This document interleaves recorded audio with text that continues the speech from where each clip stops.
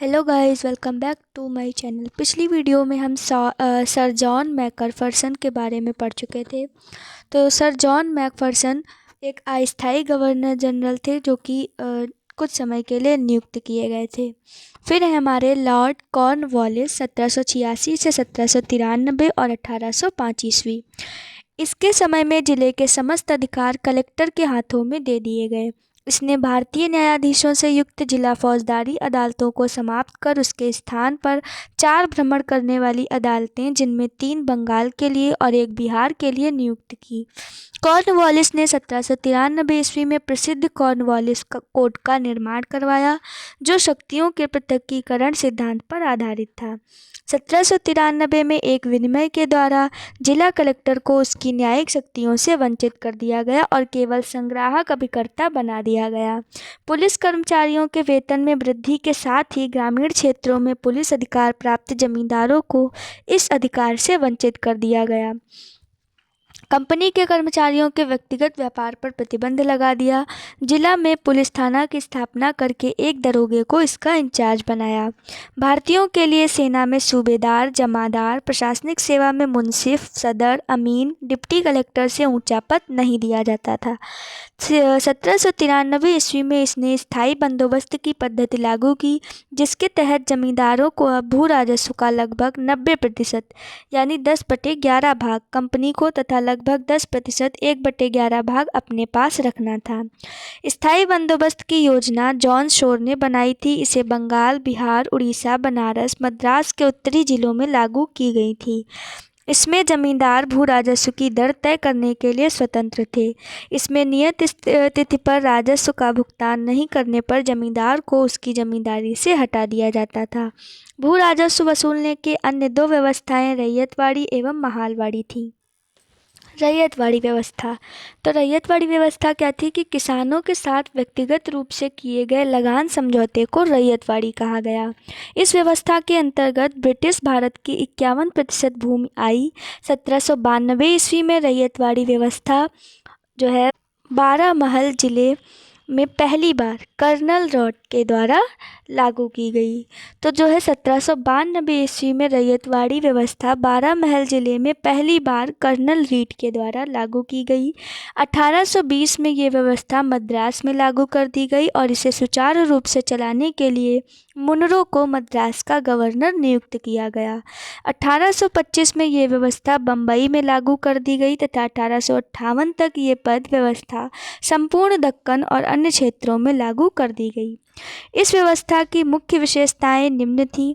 सरकार और किसान के बीच कोई भी बिचौलिया वर्ग नहीं था। भूमि का स्वामित्व किसानों को दिया गया और जिससे वे भूमि का विक्रय कर सकते थे और गिरवी रख सकते थे। लगान की अदायगी न होने पर भूमि जब्त की जा सकती थी। लगान अदायगी की प्रत्येक 30 वर्ष बाद पुनः समीक्षा करने की व्यवस्था की गई थी। राजस्व के रूप में किसानों को उपज का 1/2 भाग यानी आधा भाग देना था, जो धन के रूप में देना होता था। अगली है हमारी महालवाड़ी व्यवस्था। महल शब्द से तात्पर्य है जागीर अथवा गांव। इस पद्धति में सरकार ने राजस्व के लिए कृषकों से सीधा संपर्क नहीं किया, बल्कि गांव या जागीरों के मुखिया या लंबरदार को राजस्व वसूली का आधार बनाया। 1822 ईस्वी में यह व्यवस्था प्रारंभ की गई। यह व्यवस्था गंगा की घाटी, आधुनिक पश्चिमी उत्तर प्रदेश, मध्य भारत के कुछ भाग तथा तत्कालीन संपूर्ण पंजाब में लागू की गई। इस व्यवस्था में पहली बार लगान तय करने के लिए मानचित्रों तथा पंजियों का प्रयोग किया। इस व्यवस्था का जन्मदाता हॉल्ट मैकेंजी हुए। 1833 ईस्वी में मार्टिन बर्ड तथा जेम्स टॉमसन के बंदोबस्त में ये अपने सबसे अच्छे रूप में सामने आई। प्रारंभ में इस व्यवस्था में लगान उत्पादन का 2/3 भाग था। बाद में इसे घटाकर उत्पादन का आधा भाग यानी 50% कर दिया गया, 1/2। भू राजस्व संग्रह करने की विधियाँ, क्षेत्रफल और पक्ष और योजनाकार। तो जमींदारी में क्षेत्रफल 19% और पक्ष था जमींदार और योजनाकार थे लॉर्ड कॉर्नवालिस व जॉन शोर। रैयतवाड़ी 51% क्षेत्रफल पर और इसका पक्ष था किसान, यानी ये सीधे किसानों से ही वसूली जाती थी। और इसके योजनाकार कौन थे? तो कर्नल रीड और टॉमस मुनरो। महालवाड़ी व्यवस्था कुल क्षेत्रफल के 30% पर होती थी, जिसमें मुखिया या लंबरदार के द्वारा कर को भू राजस्व को वसूला जाता था, और इसके जो योजनाकार रहे वो हॉल्ट मैकेंजी थे। कॉर्नवालिस को भारत में नागरिक सेवा का जनक माना जाता है। तो किसको नागरिक सेवा का जनक माना जाता है? कॉर्नवालिस को। अब पढ़ेंगे सर जॉन शोर के बारे में। 1793 से 1798 ईस्वी इसने अहस्तक्षेप नीति अपनाई। इसी के कार्यकाल के दौरान 1795 ईस्वी में बंगाल नियम 21 के तहत नवजात कन्याओं की हत्या किए जाने को बाकी हत्याओं के समान ही अपराध घोषित कर दिया गया। लॉर्ड वेलेजली 1798 से 1805 ईस्वी इसने सहायक संधि की पद्धति शुरू की। भारत में सहायक संधि का प्रयोग वेलेजली से पूर्व फ्रांसीसी गवर्नर डुप्ले ने किया था, जिनके बारे में हमने पहले भी पढ़ा। सहायक संधि करने वाले राज्य थे हैदराबाद 1798 ईस्वी में, मैसूर 1799 ईस्वी, तंजौर अक्टूबर 1799 ईस्वी, अवध 1801 ईस्वी, पेशवा दिसंबर 1802 ईस्वी, बरार एवं भोसले दिसंबर 1803 ईस्वी, सिंधिया 1804 ईस्वी एवं अन्य सहायक संधि करने वाले राज्य जोधपुर, जयपुर, मछेड़ी, बूंदी और भरतपुर। इंदौर के होलकरों ने सहायक संधि स्वीकार नहीं की थी। टीपू सुल्तान चौथे आंग्ल मैसूर युद्ध 1799 ईस्वी में मारा गया। यानी जो टीपू सुल्तान था वो चौथे आंग्ल मैसूर युद्ध में मारा गया, जो कि 1799 ईस्वी में हुआ। इसके शासनकाल के दौरान 1804 ईस्वी में नियम 3 के अंतर्गत शिशुवध को बाकी हत्या की तरह ही मानते हुए दंड का प्रावधान कर दिया गया। इसी ने 1800 ईस्वी कलकत्ता में नागरिक सेवा में भर्ती किए गए युवकों को प्रशिक्षित करने के लिए फोर्ट विलियम कॉलेज की स्थापना की। तो फोर्ट विलियम कॉलेज की स्थापना किसने की? तो लॉर्ड वेलेजली ने जो है 1800 ईस्वी में कलकत्ता में किसकी स्थापना? फोर्ट विलियम कॉलेज की, जो 1854 तक अंग्रेज़ों को भारतीय भाषाओं की शिक्षा देने के लिए चलता रहा। 1806 में भारत भेजे जाने वाले प्रशासकीय अधिकारियों की शिक्षा और प्रशिक्षण के लिए इंग्लैंड में हेलेवरी में एक ईस्ट इंडिया कॉलेज खोला गया, जहां नवयुवक प्रशासकीय अधिकारियों को 2 वर्ष का प्रशिक्षण देने की व्यवस्था की गई। ये स्वयं को बंगाल का शेर कहा करता था। यानी लॉर्ड वेलेजली जो था वो स्वयं को बंगाल का शेर कहा करता था। लॉर्ड कॉर्नवालिस का 1805 ईस्वी दूसरा कार्यकाल शुरू हुआ, परंतु शीघ्र ही इसकी मृत्यु हो गई। यानी पहले तो ये 1798 से रहा था और 1805 में इसका दूसरा जो है कार्यकाल शुरू हुआ, पर जो है शीघ्र ही इसकी मृत्यु हो गई। फिर है सर जॉर्ज वार्लो 1805 से 1807 ईस्वी। 1806 ईस्वी में वेल्लोर में हुई सिपाही विद्रोह इसके काल की महत्वपूर्ण घटना है। तो जो है वेल्लोर में हुई सिपाही विद्रोह 1806 में किसके काल की महत्वपूर्ण घटना रही? तो सर जॉर्ज वार्लो। लॉर्ड मिंटो प्रथम 1807 से 1813 ईस्वी तक, इसके काल में रणजीत सिंह एवं अंग्रेज़ों के बीच 25 अप्रैल 1809 को अमृतसर की संधि मध्यस्थता चार्ल्स मेटकॉफ हुई। यानी कि जो रणजीत सिंह और अंग्रेज़ों के बीच संधि हुई थी 25 अप्रैल 1809 को, जिसे हम अमृतसर की संधि के नाम से जानते हैं, वो जो है इसी के काल में हुई थी, लॉर्ड मिंटो प्रथम के काल में। और जो है इस संधि में मध्यस्थता का कार्य किया था चार्ल्स मेटकॉफ ने। अगर आपने हमारी पिछली वीडियोज़ देखी होंगी तो आपको उसमें ये पूरी जानकारी मिल जाएगी। इसी के समय चार्टर एक्ट 1813 ईस्वी पास हुआ। तो अमृतसर की संधि और चार्टर एक्ट 1813 किसके समय में हुआ? तो लॉर्ड मिंटो प्रथम के समय में। अमृतसर की संधि में मध्यस्थता किसने की? चार्ल्स मेटकॉफ ने, जो कि 25 अप्रैल 1809 को हुई रणजीत सिंह एवं अंग्रेज़ों के बीच। पिछली वीडियोस में जिसमें अंग्रेज़ और सिखों के बारे में बताया गया है वो उस पूरी वीडियो में आपको ये सारी जो है जानकारी मिल जाएगी। तो आप हमारे पिछले वीडियोस को भी ज़रूर देखिए। फिर है लॉर्ड हेस्टिंग्स 1813 से 1823। इसी के समय आंग्ल नेपाल युद्ध 1814 से 1816 ईस्वी में हुई। इसमें नेपाल की अमर सिंह थापा को आत्मसमर्पण करना पड़ा। मार्च 1816 ईस्वी में अंग्रेजों एवं गोरखों के बीच संगोली की संधि के द्वारा आंग्ल नेपाल युद्ध का अंत हुआ। तो ये जो हम लोग पढ़ रहे हैं तो इसका मतलब आप ये हम लोग पढ़ रहे हैं तो बस ऐसा ही नहीं कि हम सिर्फ पढ़ रहे हैं। इन सब ये चीज़ें आ रही हैं कि उनके टाइम में ये हुआ, उनके टाइम में ये हुआ, तो ऐसे आपसे वन लाइनर मतलब पूछे जा सकते हैं, एमसीक्यू भी पूछे जा सकते हैं कि अमृतसर की संधि किस गवर्नर जनरल के टाइम में हुई थी, मध्यस्थता किसने की थी, संधि कब हुई थी, किसके बीच में हुई थी, चार्टर एक्ट 1813 ईस्वी किसके समय में प्रकाशित हुआ या पास हुआ, और जो लॉर्ड हेस्टिंग्स हैं तो इनके बारे में भी पूछा जा सकता है कि आंग्ल नेपाल युद्ध 1814 से 1816 किसके टाइम में हुआ, तो लॉर्ड हेस्टिंग्स। तो ये सब आपको अच्छे से पढ़ना है, रिवीजन करना है और इनको अच्छे से याद करना है। फिर है तो जो है और आंग्ल नेपाल युद्ध का अंत किस संधि से हुआ, तो संगोली की संधि के द्वारा, जो कि अंग्रेजों और गोरखों के बीच हुई। इसके समय में किसके, लॉर्ड हेस्टिंग्स के समय में पिंडारियों का दमन कर दिया गया। पिंडारियों के प्रमुख नेताओं में वासिल मोहम्मद चीतू एवं करीम खां थे।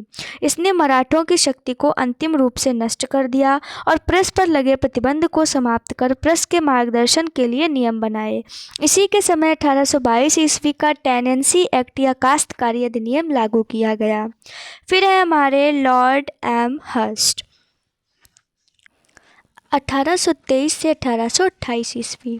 तो लॉर्ड एमहर्स्ट के समय में प्रथम आंग्ल बर्मा युद्ध, यानी आंग्ल और बर्मा का युद्ध किसके समय में हुआ, तो लॉर्ड एमहर्स्ट के प्रथम आंग्ल बर्मा युद्ध 1824 से 1826 लड़ा गया।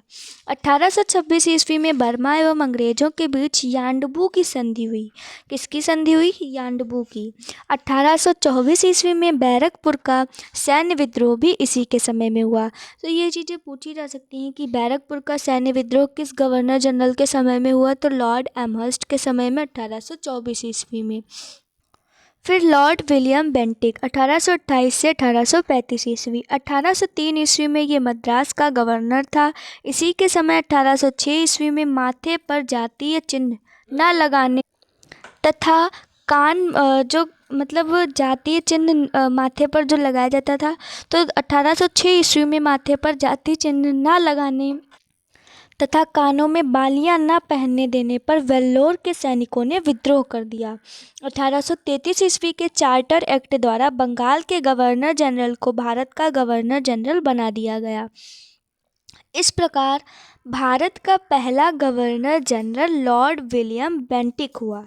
तो भारत का पहला गवर्नर जनरल कौन रहा, lord William Bentinck, very important. Bengal का प्रथम गवर्नर जनरल वॉरेन हेस्टिंग्स था, जिनको हमने अपनी पिछली वीडियोस में कवर किया है। तो बंगाल के प्रथम गवर्नर जनरल वॉरेन हेस्टिंग्स और भारत के पहले governor general lord William Bentinck. Raja Ram Mohan Roy के सहयोग से बेंटिक ने 1829 ईस्वी में सती प्रथा को समाप्त किया।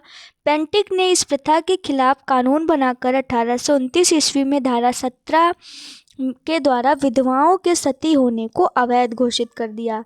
तो जो सती प्रथा थी उसको अवैध किसने घोषित किया, बेंटिक ने 1829 ईस्वी में धारा 17 के द्वारा।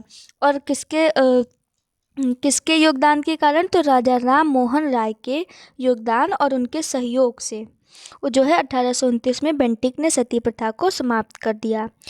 अकबर और मराठा पेशवाओं ने भी सती प्रथा पर रोक लगाने का प्रयास किया था, जिनको हम मध्यकालीन भारत में पूरा कवर कर चुके हैं।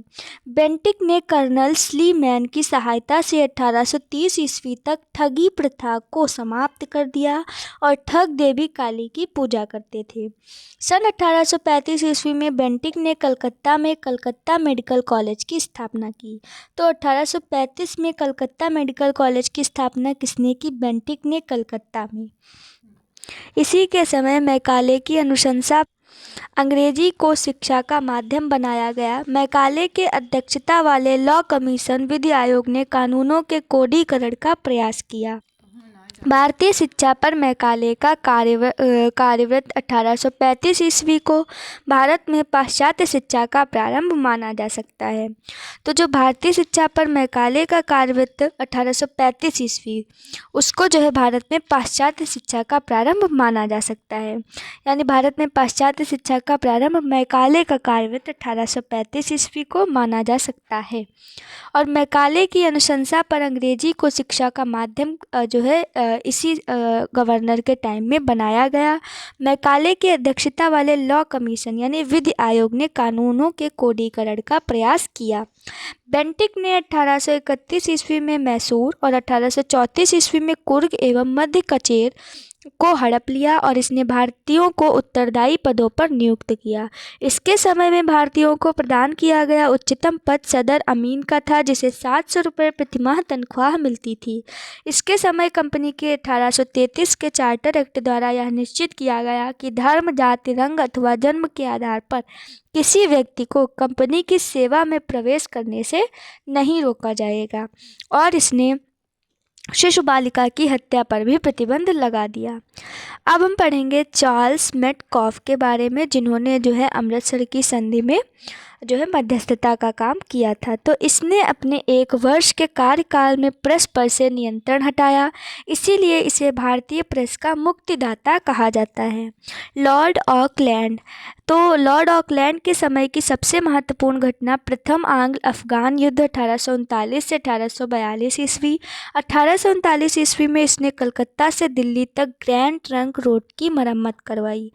तो ग्रैंड ट्रंक रोड हमने पढ़ा था कि शेरशाह सूरी ने बनवाई थी, और जो है 1800 वो था मिडीवल हिस्ट्री, लेकिन जो मॉडर्न हिस्ट्री है उसमें 1839 ईस्वी में ग्रैंड ट्रंक रोड की मरम्मत किसने करवाई? कलकत्ता से दिल्ली तक उसकी मरम्मत लॉर्ड ऑकलैंड ने करवाई थी, जिनका टाइम पीरियड 1836 से 1842 है।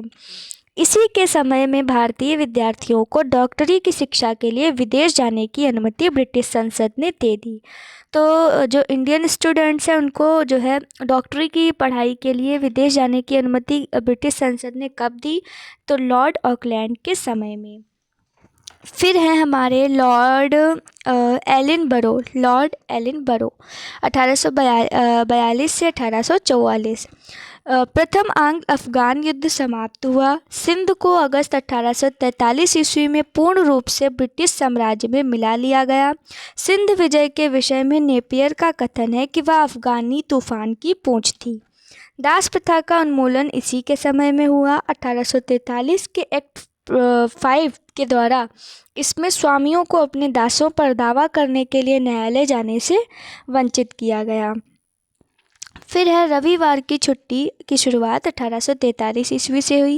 ये सभी को पता है और ये बहुत ही इम्पॉर्टेंट है कि रविवार की छुट्टी कब से स्टार्ट हुई? तो 1843 ईस्वी से, यानी लॉर्ड एलिनबरो के टाइम पीरियड में।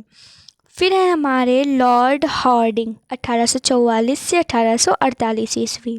इसके काल की सबसे महत्वपूर्ण घटना थी प्रथम आंग्ल सिख युद्ध 1845 से 46, जिसमें कि अंग्रेज विजयी हुए थे। पिछली वीडियोस में हम आंग्ल सिख बंगाल ये इन सबको कवर कर चुके हैं। तो जो प्रथम आंग्ल सिख युद्ध हुआ वो किसके टाइम में हुआ? लॉर्ड हार्डिंग के टाइम में।